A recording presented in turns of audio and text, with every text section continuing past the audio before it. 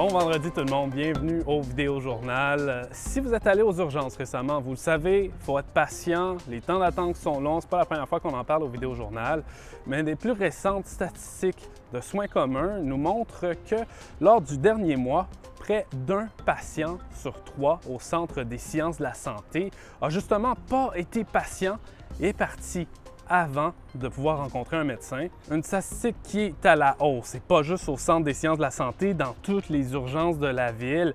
À Saint-Boniface, par exemple, pour la même période, en septembre-octobre 2019, 8 % des patients avaient quitté l'urgence sans voir un docteur, alors que 4 ans plus tard, pour le même mois, ils sont 22 % à être partis.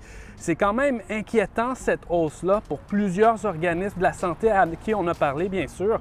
Selon Soins communs, ce problème est dû aux difficultés de recrutement et à la hausse de l'afflux de patients dans les hôpitaux.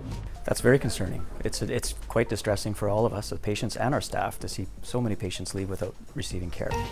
Bon, ailleurs dans l'actualité, on vous en avait parlé plus tôt cette semaine de la mort d'un homme après qu'il ait été arrêté au coin Broadway et Sherbrooke à Winnipeg dimanche dernier.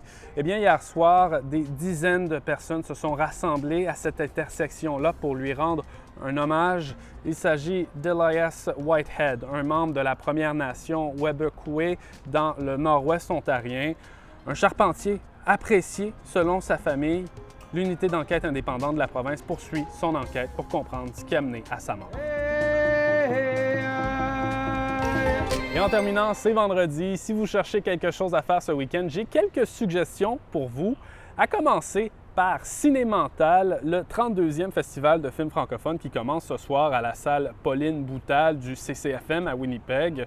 Il y a une tonne de films franco-canadiens, français, belges offerts cette année dans le cadre du festival, notamment la première du documentaire franco-manitobain Grand frère d'Alice Teufac. Mais si les films, c'est pas pour vous, il y a aussi du théâtre en fin de semaine. La pièce de théâtre On marronne si ça te dit viens, mise en scène par Geneviève Pelletier, commence ce soir au Théâtre Cercle Molière. Les billets pour ce soir sont tous vendus, mais il en reste pour la représentation de samedi. À part ça, le Royal Manitoba Theatre Centre présente la pièce du théâtre Clou, inspirée par le film et les jeux de société du même nom. Et puis, il y a les Blue Bombers qui accueillent les Elks d'Edmonton demain au stade IG Field. Voilà, c'est tout pour moi aujourd'hui. Je vous souhaite une merveilleuse journée. Je vous souhaite une merveilleuse fin de semaine aussi. Au revoir.